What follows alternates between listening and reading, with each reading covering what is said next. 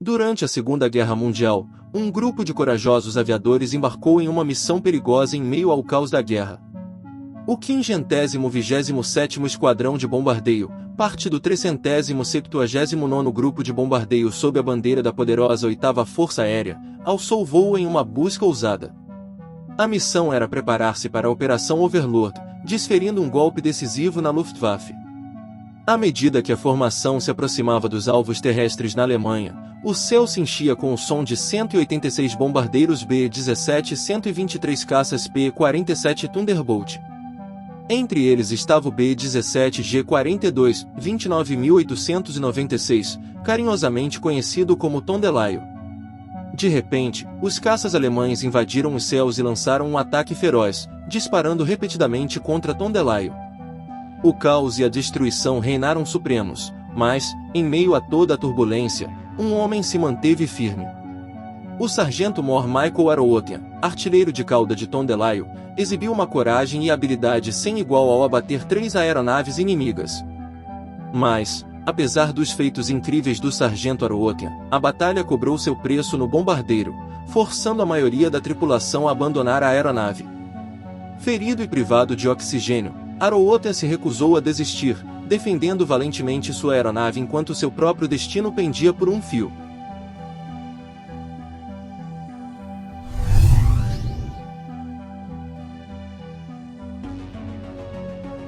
Já em 1934, o Corpo Aéreo do Exército dos Estados Unidos iniciou uma solicitação de propostas para um novo bombardeiro multimotor para substituir o Martin B-10. O Corpo Aéreo precisava de um bombardeiro que pudesse reforçar as forças aéreas no Havaí, Panamá e Alasca. Era necessário transportar uma carga útil a uma altitude de 10.000 pés por 10 horas a uma velocidade mínima de 200 milhas por hora. Além disso, uma autonomia de 2.000 milhas era desejável, mas não obrigatória, assim como uma velocidade de 250 milhas por hora. 3 empresas apresentaram propostas: o modelo 299 da Boeing, o DB-1 da Douglas e o modelo 146 da Martin, que passaram por uma competição no campo Wilbur-Uri, em Dayton, Ohio. Notavelmente, o modelo 299 da Boeing combinava características do bombardeiro experimental XB-15 do transporte 247 da empresa. O armamento do B-17 consistia em 5 metralhadoras calibre .30, com capacidade para transportar até 4.800 libras de bombas em 2 suportes na baia de bombas atrás da cabine. A usina de força era composta por 4 motores radiais Pratt & Whitney R1690 Hornet, cada um produzindo 750 cavalos de potência a 7.000 pés. Um dia antes de seu primeiro voo, Richard Williams, um repórter do The Seattle Times, sem saber, cunhou o famoso nome da aeronave ao descrevê-la como uma fortaleza voadora de 15 toneladas em uma legenda de foto. Sem hesitar, a Boeing registrou a marca Fortaleza Voadora para uso. O primeiro voo do modelo 299 ocorreu em 28 de julho de 1935, com Leslie Tower, o piloto de teste-chefe da Boeing, no comando. O desempenho do modelo foi superior ao de seus concorrentes, tornando-se o claro vencedor. No entanto, a tragédia logo se abateu.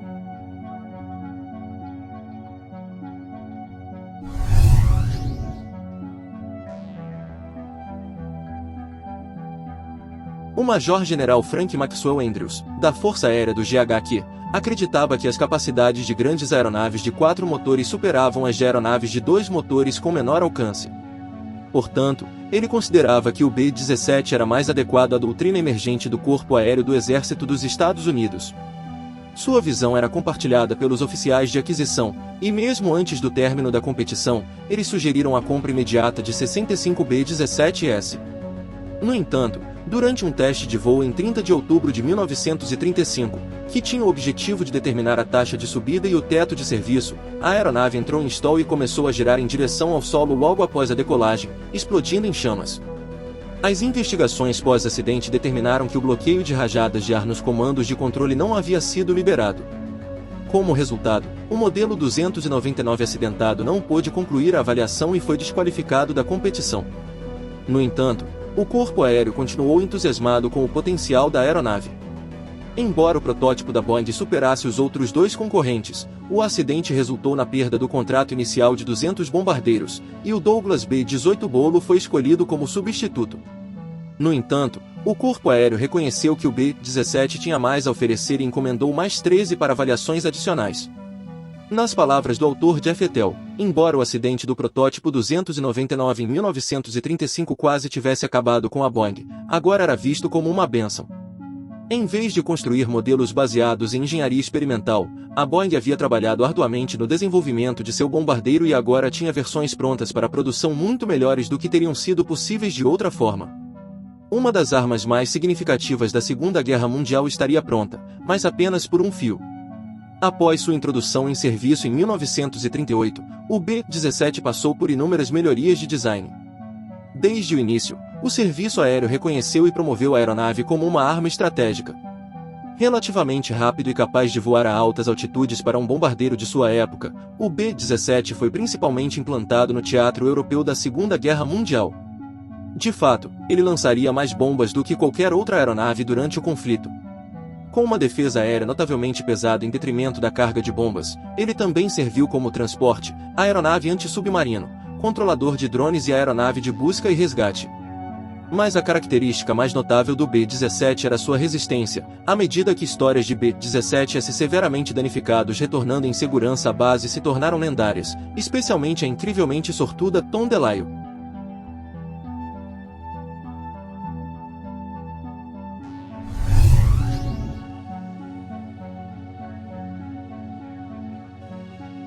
Em 30 de julho de 1943, o 527º Esquadrão de Bombardeio, do 379º Grupo de Bombardeio, pertencente à poderosa 8ª Força Aérea, realizou uma missão audaciosa para bombardear alvos terrestres inimigos na Alemanha. Ao se aproximar da cidade alemã de Kassel, 186 bombardeiros B-17 e 123 caças P-47 Thunderbolt voaram em uma formação massiva que preencheu o céu. Entre essas valentes aeronaves estava a lendária Tom DeLisle. No entanto, o inimigo estava pronto para resistir. Aeronaves de caça alemãs inundaram os céus e começaram a disparar contra Tom DeLisle, atingindo-a repetidamente. Em meio ao caos e destruição, o sargento-mor Michael Arrowothian, artilheiro de cauda de Tom DeLisle, mostrou coragem e habilidade sem igual, conseguindo abater 3 aeronaves inimigas. Embora seu bombardeiro tenha sofrido castigos significativos e a maioria de seus companheiros de tripulação tenha saltado de paraquedas, o sargento Arrowothian se recusou a desistir, mesmo depois de ser ferido pelos disparos inimigos. Com apenas uma arma restante, ele enfrentou os ataques inimigos e habilmente consertou sua arma travada para bater seu quarto inimigo. Apesar de sofrer com a linha de suprimento de oxigênio quebrada, com uma perna ferida e sangrando e com o sistema de interfone com mau funcionamento, o sargento Arrowothian permaneceu firme e continuou a defender sua aeronave e tripulação com sua única arma funcional. No final, seu heroísmo salvou Tom DeLisle, que retornou em segurança para casa, revelando que Arrowothian e sua aeronave haviam sido protegidos por um milagre.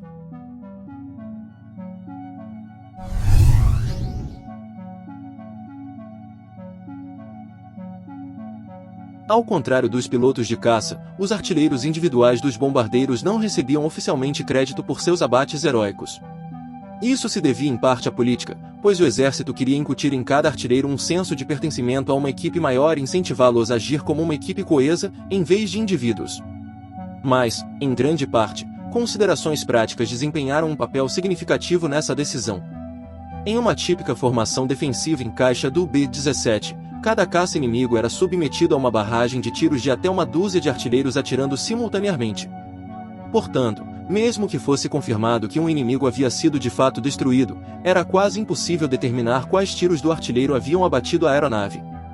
Apesar dessas limitações, alguns artilheiros de bombardeiros mantinham um registro não oficial dos inimigos que haviam abatido, e alguns indivíduos até receberam reconhecimento oficial, embora poucos tenham sido formalmente creditados como as do ar.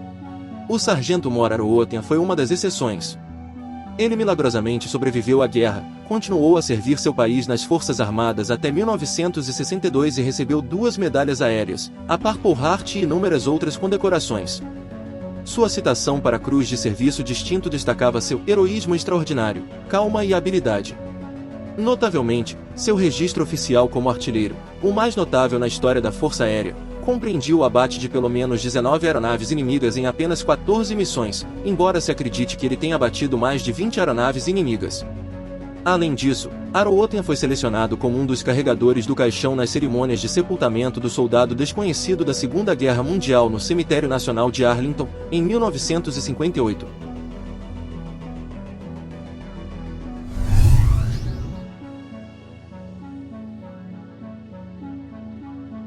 O B-17, o terceiro bombardeiro mais produzido de todos os tempos, foi uma aeronave formidável que desempenhou um papel fundamental na formação do resultado da Segunda Guerra Mundial.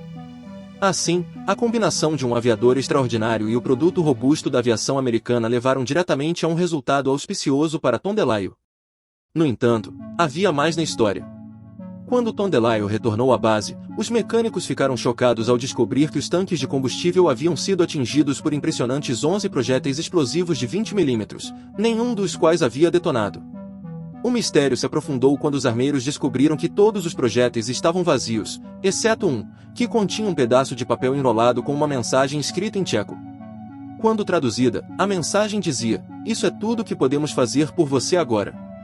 Descobriu-se que um prisioneiro tcheco sem nome, escravizado pelos alemães, havia conseguido sabotar a fabricação desses projéteis e salvou várias vidas no processo. Apesar de enfrentarem crueldade inimaginável, esses corajosos trabalhadores lutaram contra os nazistas de inúmeras maneiras, mesmo arriscando suas próprias vidas.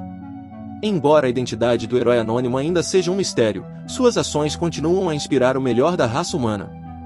Obrigado por assistir ao Asas e Histórias. Para mais aviões de guerra incríveis, aviadores e suas façanhas, inscreva-se no canal e ative o sino de notificações. Até mais!